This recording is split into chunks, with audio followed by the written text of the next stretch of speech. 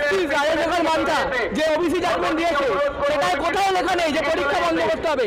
Justice দেখতে পাচ্ছেন page number 183 point number 344 এখানে সম্পূর্ণভাবে লেখা আছে কোনো রকমের রিক্রুটমেন্ট বন্ধ করতে হবে না।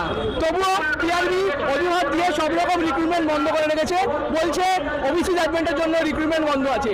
এই হচ্ছে সেই page number 183 point number 344 honourable justice Rajshekhar মান্তার জাজমেন্ট। দিন পরীক্ষা নেওয়া হচ্ছে না, আমরা বারবার ডেপুটেশন দিয়েছি, সমস্ত পুলিশের দপ্তরে, গোয়েন্দা দপ্তরে আমরা ডেপুটেশন দিয়েছি, কিন্তু পরীক্ষা নেওয়ার কোনো রকম সৎ চিন্তা ভাবনা পিআরবি নেই। আমাদের দাবি 1 বছরের মধ্যে পরীক্ষা নিতে হবে, স্বচ্ছভাবে পরীক্ষা নিতে হবে, স্বচ্ছতার ভিত্তিতে পরীক্ষা নিতে হবে। পরীক্ষা হলে পরীক্ষার 3 দিন আগে প্রশ্ন ফাঁস হয়ে যাচ্ছে এবং প্রিলিমিনারিতে পাস না করে ফাইনাল মেরিটে কোন জাদু বলে জায়গা পাচ্ছে সেটা দেখতে হবে। পিআরবিকে আমরা দেখানোর পরে পিআরবি বলছে টেকনিক্যাল ফল্ট, কিন্তু সে মেয়েটি সে ছেলেটি প্রিলিমিনারি পরীক্ষায় পাস করতে পারেনি, কিন্তু ফাইনাল মেরিটে বসে যাচ্ছে। কি করে পিআরবিকে জবাব দিতে হবে। আমাদের আন্দোলন সফল হয়েছে কি করে দেখো, প্রথমত আমরা নিউজ মিডিয়াকে কভার করতে পেরেছি।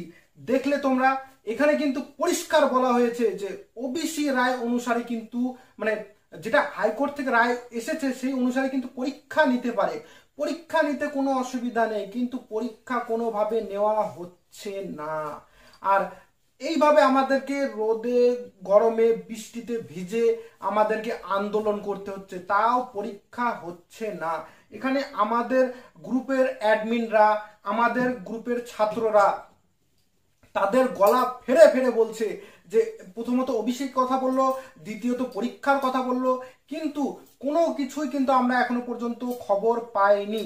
পিআরবিতে গেলে তারা বলছে যে ওবিসি ইস্যু অনুসারে আমরা কোনো পরীক্ষা নিতে পারবো না। পিএসসি নিতে পারবে, পিআরবি কেন নিতে পারবে না?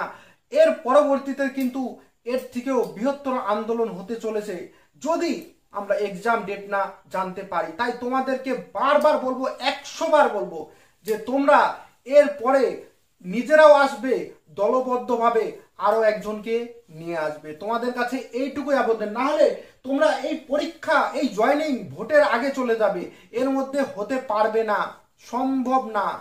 বুঝতে পারলে? তোমাদের কাছে হাত জোর করে আবেদন করছি, এর পরের আন্দোলনে অবশ্যই এসো। ধন্যবাদ।